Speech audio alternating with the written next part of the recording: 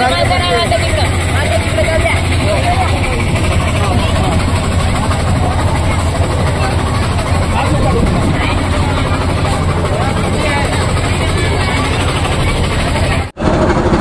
कुंभागावचे आराध्य दैवत बजरंगबली आणि या कुंभागावामध्ये अत्यंत मध्यभागी या बजरंगबलीचे मंदिर आहे आणि मृग नक्षत्राचा काल्याच्या निमित्तानं इथं आम्ही दरवर्षी वरण भात पोळी ह्या पद्धतीत आम्ही दरवर्षी काला गावकरी पूर्ण आयोजित करत असतो।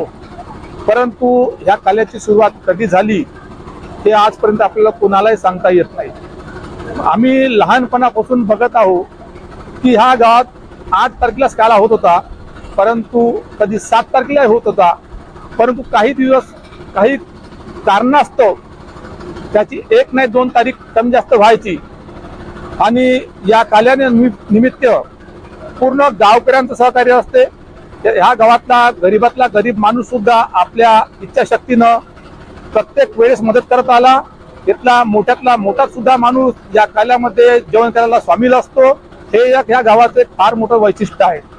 ते आनंदाची गोष्ट अशी आहे की एक गावामध्ये कुठला तरी कार्यक्रम असायला पाहिजे आणि त्या निमित्तानं पूर्ण गाव एकत्र यायला पाहिजे। आज हेच एक कार्य आमच्या गावामध्ये शिल्लक आहे, त्याच्यामुळं हे एक आमचा एकोपा हा सुद्धा आज टिकून आहे।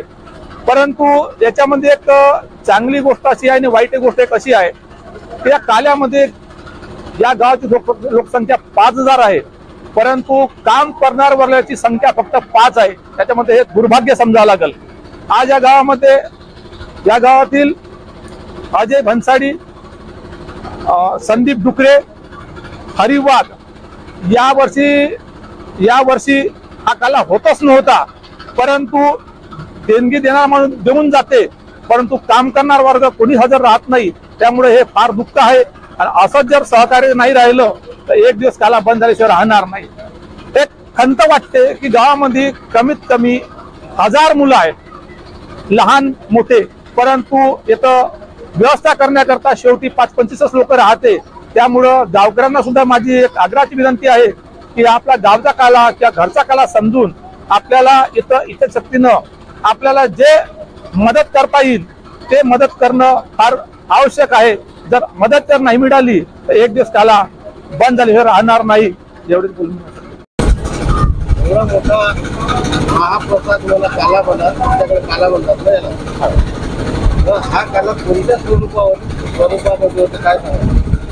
या काल्याची पार्श्वभूमी अशी होती की पहिले हा शेतकरी वर्ग असल्यामुळं ज्याच्याकडं 2 बैल राहते त्याला वेगळा रेट होता, ज्याच्याकडे 4 बैल राहते त्याला वेगळा रेट होता, ज्याच्याकडं धंदे होते त्याला धंदेवाल्याकडं रेट वेगळा होता, ज्याच्याकडं पिठाची चक्की होती त्याचा रेट वेगळा होता, जे गव्हर्नमेंट सर्वंट होते त्यांना रेट वेगळा होता आणि त्याच्यामध्ये त्याची वर्गणी विभागली जात होती।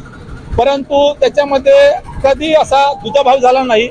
ज्यांना जे रेट ठरवून दिले ते बरोबर आपले न सांगता या मंदिरामध्ये काल्याच्या 2 दिवसा पहिले आणून देत होते।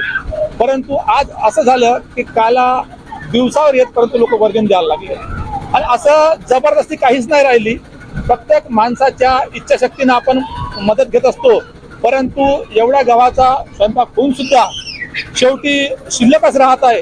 हे एक या देवस्थानचं भाग्य समजायला लागेल आणि या गावाला जे वरदान मिळालं आहे की ज्या वेळेस आपण 8 तारखेला काला आयोजित करतो नेमकं त्यावेळेस किंवा त्याच्या 1-2 दिवसामध्ये नक्कीच पाणी येते आणि हा काला त्या पाण्याकरताच करत होते आजपर्यंत आणि खरंच भगवंताला सुद्धा या मंदिराची हात त्याच्यापर्यंत पोहोचते। हे एक या मंदिराचं फार चांगलं वैशिष्ट्य आहे। हा कुंभागावचा रहिवासी, मी जवळपास 55 वर्षाचा आहो। खूप काला इथं मजेदार होते, जवळपास लई परंपरागत जुन्या रीतीनुसार हा काला साजरा होते आणि जवळपास शेकडो वर्षापासून काल्याची परंपरा चालू आहे आणि यावर्षीचा काला अगदी मजेत झाला। धार्मिक रीत्यानुसार खूप गावकऱ्यांनी सहकार्य केलं, लोकवर्गणी भरपूर झाली आणि आज मुसळधार पाऊस आला आणि खूप जोराचा वादळ आलं आणि त्या वादळामध्ये आमच्या स्वयंपाकाच्या भोवतालच्या टिना उडाल्या, पण देवाचं सत्व कायम होतं। सगळ्यांच्या आजूबाजूला टिना पडल्या पण एकाही जीवितहानी झाली नाही, कसल्याही प्रकारे ते आमची नुकसान झाली नाही. हे देवाचं सत्व कायम आहे आणि परंपरागत हा काला आमच्या गावचा साजरा होत आहे आणि असा साजरा हो ही ईश्वरचरणी प्रार्थना करतो. पुढेही अशी परंपरा चालू राहो. आज आम्हाला ज्या गावकऱ्यांनी कुंभा ग्रामवासियांनी खूप मदत केली, सहकार्य केलं, त्याच्याबद्दल मी त्यांचे आभारी आहोत. कुंभा ग्रामपंचायत वतीने, हनुमान देवस्थान समितीच्या वतीने मी सर्वांचे आभार व्यक्त करतो. धन्यवाद. ही जी परंपरा चालू आहे हे आजपर्यंत कधी खंडित पडली नाही, आजपर्यंत ही परंपरा खंडित राहिली नाही.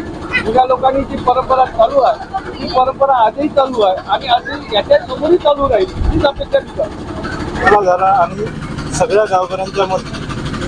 गावकऱ्यांनी सहकार्य दिले त्याबद्दल मी ग्रामवासियाचे हनुमान देवस्थान कमिटी कुंभा कडून सगळ्यांचे आभार मानतो आणि असेच सहकार्य करत राहावं अशी अपेक्षा करतो.